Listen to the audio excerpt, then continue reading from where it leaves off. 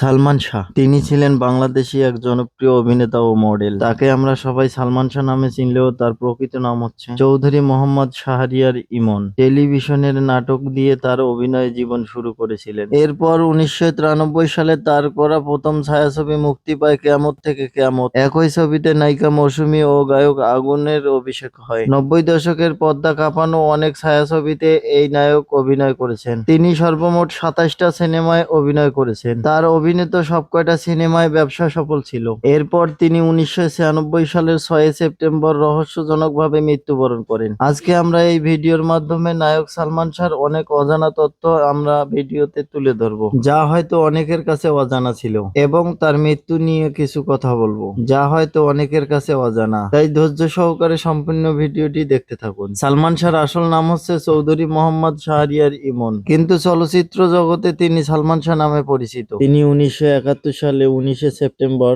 বাংলাদেশের সিলেট শহরে তার নানা বাড়ি আবে হায়াত ভবনে জন্মগ্রহণ করেন, যে ভবনটি বর্তমানে সালমান শাহ ভবন হিসেবে পরিচিত। তার পিতার নাম কমরউদ্দিন চৌধুরী, মাতার নাম নীলা চৌধুরী। তিনি ছিলেন পরিবারের বড় ছেলে। সালমান শাহ পড়াশোনা করেন খুলনার বয়রা মডেল হাই স্কুলে। একই স্কুলে চিত্রনায়িকা মৌসুমী তার সহপাঠী ছিলেন। এরপর তিনি 1987 সালে আরব মিশন স্কুল থেকে ম্যাট্রিক পাশ করেন। পরে তিনি আর্ট ম্যাজিক ক্যান্টনমেন্ট কলেজ থেকে ইন্টারমিডিয়েট ও ধানমন্ডির মালেকা সায়েন্স কলেজ থেকে বিকম পাশ করেন। বর্তমানে মালেকা সায়েন্স কলেজের নাম পরিবর্তন করা হয়েছে। এবার চলুন তার ব্যক্তিগত জীবন নিয়ে কিছু কথা বলা যাক। সালমান শাহ 22 আগস্ট 1992 সালে তার খালার বান্ধবীর মেয়েকে বিয়ে করেন। সামিরা হক ছিলেন একজন বিউটি পার্লার ব্যবসায়ী, এবং তিনি সালমান শাহর দুটি চলচ্চিত্রতে তার পোশাক পরিধানকারী হিসেবে কাজ করেন। এবার চলুন তার অভিনয় জগতে আসা নিয়ে কিছু কথা বলা যাক। 1985 সালে বিটিভির এক আকাশ ছোঁয়া নাটকের মধ্য দিয়ে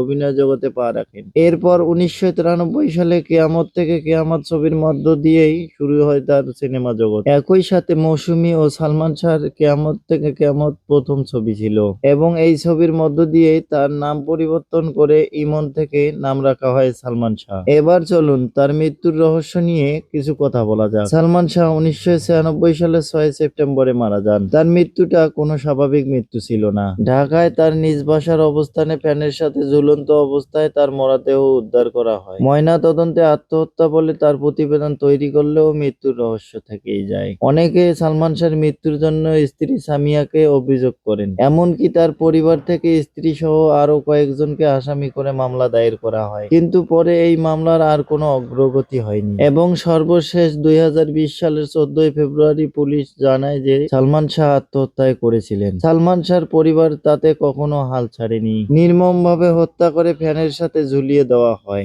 যেন সেটা আত্মহত্যা বলে চালিয়ে দেওয়া যায়। এ ব্যাপারে সালমানের স্ত্রী সামিয়া সহ বন্ধু ডন আরো 11 জনকে আসামি করে একটা মামলা দায়ের করা হয়, আর আদালত 2025 সালে এসে সেটা গ্রহণ করেছেন। এই ছিল নায়ক সালমান শাহর জীবনের অজানা কিছু কাহিনী। এই কথাগুলো অনেকের কাছে অজানা ছিল। আসলে নায়ক সালমান শাহ এমন এক অভিনেতা ছিলেন যার স্টাইল এই প্রজন্মের অনেক নায়কে অনুসরণ করেন এবং তাকে গুরু মানেন। ভিডিওটি ভালো লাগলে অবশ্যই ভিডিওটি শেয়ার করবেন, যেন আপনার ফ্রেন্ড লিস্টে থাকা বন্ধুরাও নায়ক সালমান শাহর জীবনের হিস্ট্রিটা জানতে পারে।